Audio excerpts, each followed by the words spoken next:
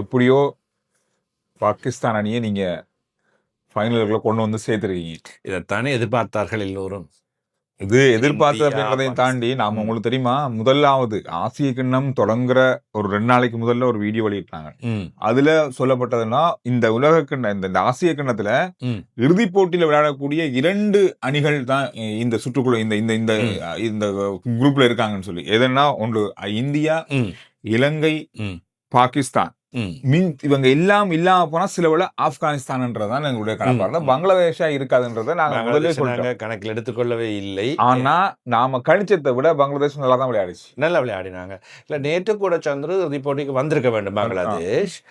என்ன சொல்வது, இலங்கையை பார்த்து கொப்பி அடிக்கின்றார்களா அல்லது இன்னும் அந்த அனுபவமின்மை காட்டப்படுகின்றதா? இலங்கையை பார்த்து கொப்பி அடிக்க என்ன இருக்கு இலங்கையில? பாரதம் போறது அது நம்ம பழக்கம். Okay okay okay.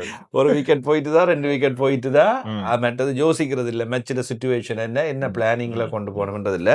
நேற்று கவாஸ்கர் நான் நினைக்கிறேன் 5 விக்கெட்டோட 6 விக்கெட் போனதும் கூட சுனில் கவாஸ்கர் நேர்முக வர்ணனையிலேன்னு சொல்லியிருந்தேன். எல்லோரும் பங்களாதேஷில் ஹீரோவாக விரும்புகின்றார்கள். எல்லாரும் அடிக்க விரும்பும் வந்து அடித்து தாங்கள் ஹீரோயிசம் காட்டி வெற்றி பெற வேண்டும் என்று யோசிக்கின்றார்கள். கிரிக்கெட்டில் எப்பொழுதும் ஹீரோயிசம் கை கொடுக்காது.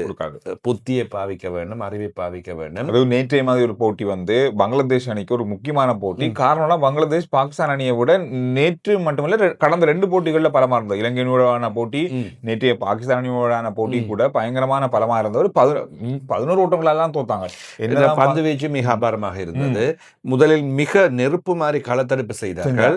விக்கெட் போய் பாகிஸ்தான் அணி தடுமாற இவர்கள் கொஞ்சம் அதிகமாக எடுத்துக்கொண்டார்கள். பிடிகளை நழுவ விட்டார்கள். களத்தடுப்பில் கவலை இனங்கள், இறுதி நேர பந்து வீச்சுகள் சரியாக அதை சரியாக பாகிஸ்தான் பாவித்துக் கொண்டது.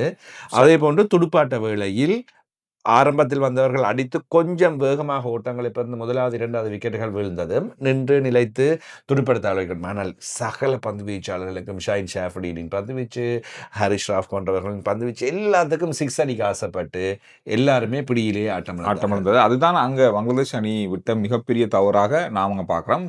பங்களாதேஷ் அணியை பொறுத்தவரையில இந்த ஆசிய கிண்ணத்தினுடைய இறுதிப் போட்டியில விளையாடக்கூடிய தகுதியான அணியாகவே கடந்த 2 போட்டிகளை பார்த்தோம். இதுல இன்னொரு விஷயத்தை நான் தான் நினைச்சேன், பாகிஸ்தான் அணியினுடைய துடுப்பாட்டம் அல்லது பாகிஸ்தான் அணியுடைய பந்து வீச்சு இதெல்லாமே வந்து இந்திய அணியோட விளையாடின மாதிரியே தான் இருக்கு. பங்களாதேஷ் அணியோட விளையாடினதும் அதே தான், இலங்கை அணியோட விளையாடினதும் அதே தான். ஆனா அவ்வளவு பெரிய மாற்றம் ஒன்று இல்லை. ஆனா ஷைன் அஃப்ரியுடைய பந்து வீச்சு தான் இங்க வந்து பெரிய அளவா நேற்று பெரிய ஒரு நெருக்கடியை பங்களாதேஷுக்கு கொடுத்தது. இதே மாதிரி இப்படியே தான் இறுதிப் போட்டியில் விளையாட போகின்றார். இதுதான் அணி. பாகிஸ்தான் இப்படியே விளையாடினாங்கன்னு சொன்னா அதான் நாங்க ஏற்கனவே சொல்லிட்டேன். இது என்ன பேசுறதுக்கு இருக்கு? கிண்ணத்தை கைப்பற்றி நாட்டுக்கு கொண்டு செல்கின்றது இந்தியா. இப்படி விளையாடினாங்கன்னா பாகிஸ்தான் அணிக்கு இறுதிப் போட்டிக்கு போனது என்றது ஆசிய கிண்ண வரலாற்றிலே முதல் தடவையா இருக்கலாம். இந்தியா பாகிஸ்தான் ஆசிய கிண்ண வரலாற்றில் முதல் தடவை. பாகிஸ்தான் வேற இலங்கையோட போயிருக்கு, பங்களாதேஷோட போயிருக்கு, வெற்றி பெற்றும் இருக்காங்க, இதெல்லாம் இருக்கு. ஆனா இந்திய அணியோட முதல் தடவை 1984ஆம் ஆண்டுக்கு பிறகு முதல் தடவையா அவங்க விளையாடுறாங்க. இறுதிப் போட்டியில் சந்திக்க போன்றார்கள். நாங்கள் இறுதிப் போட்டியின் விவரங்கள், அணி விவரங்கள், ஆசிய கிண்ணமை சகல விடயங்களும் இறுதி நாளில் அன்று நிறைய நாங்கள் பேச இருக்கிறது. இந்த ஆசிய கிண்ணத்தினுடைய 3வது போட்டியில விளையாடுறாங்க, 3வது தரம் சந்திக்கின்றார்கள். அது இறுதிப் போட்டி என்று வருகின்ற வேளையில் கொஞ்சம் சுவாரஸ்யத்தன்மை, ஆக்ரோஷம், போட்டித்தன்மை, ரசிகர்களின் பரபரப்பு, எதிர்பார்ப்பு கூடுதலாக இருக்கும். இதேவேளை சந்திர ஆசிய கிண்ணம் என்றால் இந்தியா பாகிஸ்தான் தானே அதிக மாணவர்கள் பார்க்கின்றார்கள். நேற்றைய பாகிஸ்தான் பங்களாதேஷ் போட்டியிலும் கிட்டத்தட்ட மைதானம், துபாய் மைதானம் நிறைந்து போய் இல்ல, அது முக்கியமான போட்டி. என்னன்னா அதிகமான பங்களாதேஷ் ரசிகர்களும் பாகிஸ்தான் ரசிகர்கள் துபாயில இருக்காங்க. மத்திய கிழக்குல அதிகமாக இருக்காங்க. இது இலங்கை போட்டி நடக்கும்போது நீங்க பாத்தீங்கன்னா அதிகமான இலங்கை ரசிகர்களும் இருந்தாங்க. நம்ம ஆட்கள் அங்க இருக்காங்க. இது ஒரு முக்கியமான ஒரு நாடு. அந்த அடிப்படையில ரசிகர்கள் நேரடியா பாக்குற ஒரு நாடாகவும் இது இருக்கு. அதனாலதான் அந்த இலங்கையில் நடக்கும்போது எப்படி இருக்கும் போட்டி, இந்தியாவில் நடக்கும்போது எப்படி இருக்கும் போட்டி, அந்த அளவுக்கு இல்லாட்டியும் அதனுடைய இலங்கையர்களும் கிட்டத்தட்ட 6 லட்சம் பேர் துபாயில் வசிக்கிறார்கள், ஐக்கிய அரபு அமீரகத்தில். அது நாட்டை பற்றி எடுத்தால் இலங்கை ரசிகர்களோட ஒரு வித்தியாசம் இருக்குன்னு சொன்னா, அவங்க வந்து இலங்கைக்கும் சப்போர்ட் பண்ணுவாங்க, பாகிஸ்தானுக்கும் சப்போர்ட் பண்ணுவாங்க, பங்களாதேஷுக்கும் சப்போர்ட் பண்ணுவாங்க, ஆப்கானிஸ்தானுக்கும் இந்தியாவுக்கும் சப்போர்ட் பண்ணுவாங்க.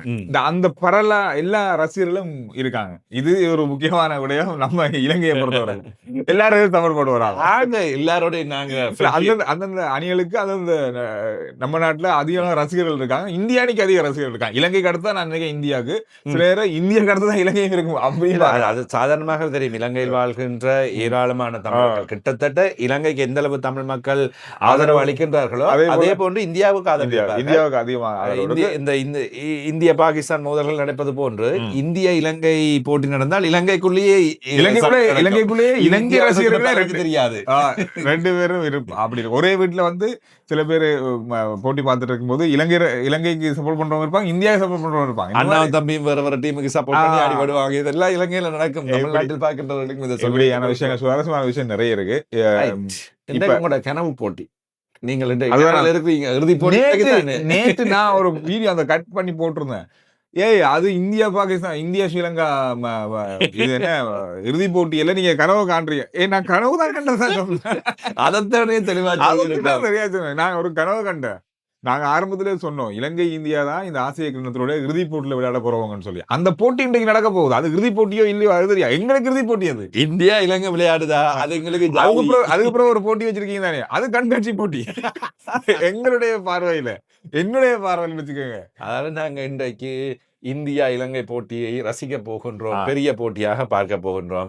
இந்திய அணி எப்படி முக்கியமான வீரர்களுக்கு எல்லாம் ஓய்வு வழங்க போகின்றது. நம்முடைய ஆக்கள் என்ன பண்ண போறாங்கன்னு யாரும் இன்னைக்கு நம்ம ஆக்கள் வந்து எல்லாரையும் கூட்டி வர வேண்டியது. பாகிஸ்தான் அணி எத்தனை தடவை ஆசிய கிண்ணத்தை எடுத்திருக்காங்க? 2 தடவைகள். ஓகே, 8 தடவைகள் இந்தியா வெற்றி பெற்றது. ஆனா நிறைய தடவை இறுதி போட்டிக்கு வந்திருக்காங்க. பங்களாதேஷோட இறுதி போட்டி வந்திருக்காங்க. பங்களாதேஷ் 3 தடவை இறுதி போட்டி வந்திருக்காங்க. இந்தியா கூடுதலாக இறுதி போட்டி வந்தது. இலங்கை 2வது கூடுதலாக. அதற்கு முன்னர் பாகிஸ்தான், பங்களாதேஷ் இவைதான் இறுதி போட்டிக்கு வந்தவர்கள். எனவே இலங்கை இந்தியா தான் அதிகமான இலங்கை இந்தியா வந்து அதிகமான இறுதி போட்டி. முதலாவது ஆசிய கிண்ணமே இலங்கை இந்தியா தான் இறுதி போட்டி வந்திருக்கு 84ஆம் ஆண்டு. ஆனா எனக்கு தெரிஞ்சு கடைசியாக பார்த்த தகவல் படி போன போட்டியில விளையாடின பாகிஸ்தானோட விளையாடின அதே அணிதான் விளையாட போற மாதிரி. இலங்கை அணி அப்படியே விளையாடும் என்ற தினம் மத்திய பத்திரம் இன்னும் காயம் காரணமா அவர் விளையாட வரவில்லை. எனவே துபாயில் போட்டி நடக்க போகின்ற காரணத்தினால் துபாய் ஆடுகளத்துக்கு ஏற்ப ஏதாவது மாற்றங்களை செய்ய போகின்றார்களா, அல்லது சாமிக கருணாரட்னவை மீண்டும் வெளியே அனுப்பிவிட்டு அவர்தான் வெளியே போற எப்பவுமே எங்களுக்கு வெளியே போறவரும் வாரவரும் ஜனத்லி எனக்கே போன்ற யாரையாவது உள்ளே கொண்டு வர போகின்றார்களா, துடுப்பாட்டத்தில் மாற்றங்கள் செய்யப்படுமா, ஏதாவது கடைசி கட்டம் இப்பயாவது செய்து ஏதாவது ட்ரை பண்ணிக்கன்னு இந்த போட்டியை சனஞ்சய சூரிய துடுப்படுத்தாட கூப்பிட்டுறாங்க. அந்த மனுஷன் வந்தா இப்ப இந்த வயசுலயும் அடிக்கும். இந்த மாதிரி நினைச்சு நான் போய் யோசிச்சு நான் இந்த விஷயம் அன்னைக்கு பார்க்க அண்ணே நீங்களே போய் விளையாடலாம் தானே, பார்த்துட்டு இவ்வளவு கவலையா இருக்கீங்க. உங்களை பார்க்க எங்களுக்கு கவலையா இருக்கு. ஓகே, நன்றி. இந்த வீடியோவுக்கு கீழே உள்ள கருத்துக்கள் எதிர்பார்க்கப்படுகிறது. இன்றைய போட்டி யாருக்கு, இந்த ஆசிய கிண்ணத்தை வெற்றி பெற போறது யார் அப்படின்றத முழுசா சொல்லுங்க.